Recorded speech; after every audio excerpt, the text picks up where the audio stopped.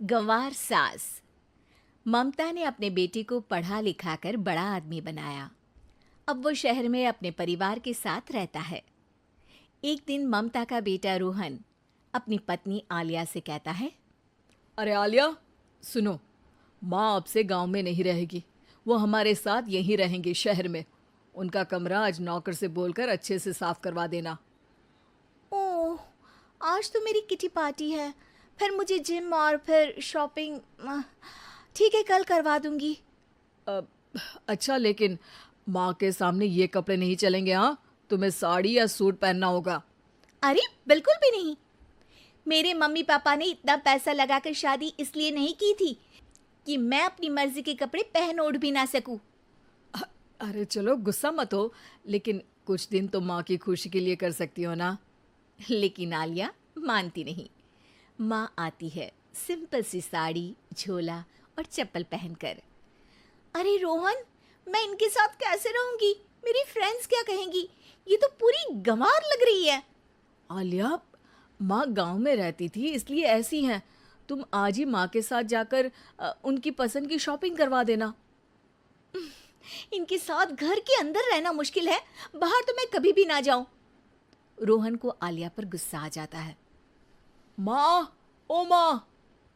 हाँ बेटा।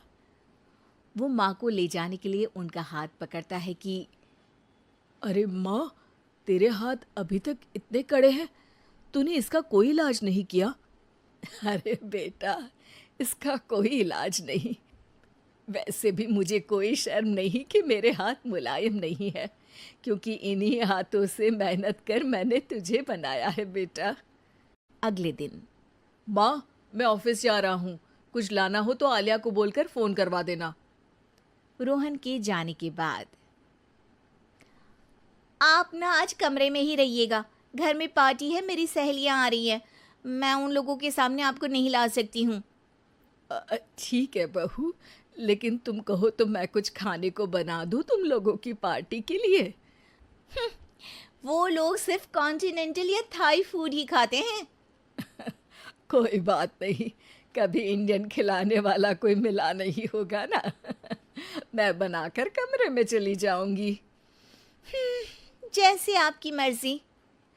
आलिया के घर उसकी दोस्त आती हैं, पार्टी होती है।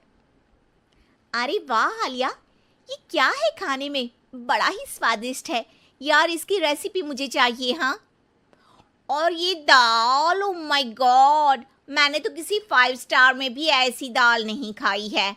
यार तू कुक को यहाँ बुलाना। अब आलिया घबरा जाती है। हाँ हाँ हाँ हाँ, क्यों नहीं। माँ जी ज़रा बाहर आइए। आलिया की सास सिंपल सी साड़ी और गांव के अंदाज में आती है। अरे बहू, क्या हुआ? खाना पसंद नहीं आया क्या?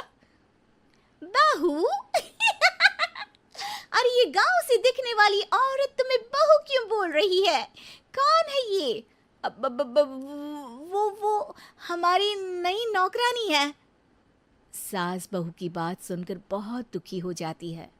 वो सर झुकाकर जा ही रही होती है कि एक सहेली बोल पड़ती है। अरे कहाँ जा रही हैं माँ जी? वो उठकर उनके पैर छूती है। जीती रहो बेटा। क्या है ना, आपकी शक्ल बिल्कुल मेरी माँ जैसी है।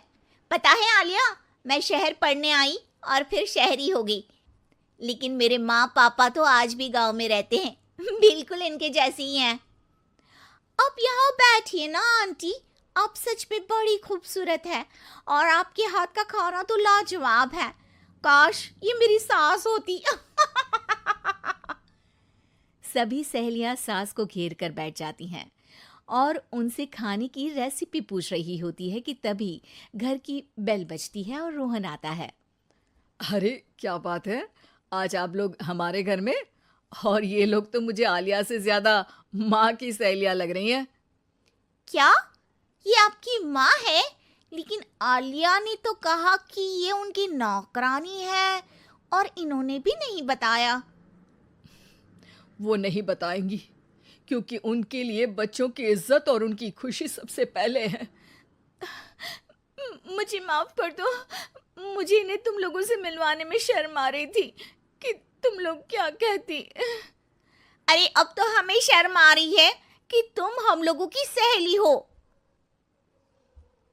हाँ, जो माँ जैसी सास को नौकरानी बोले वो हमारी सहेली नहीं हो सकती।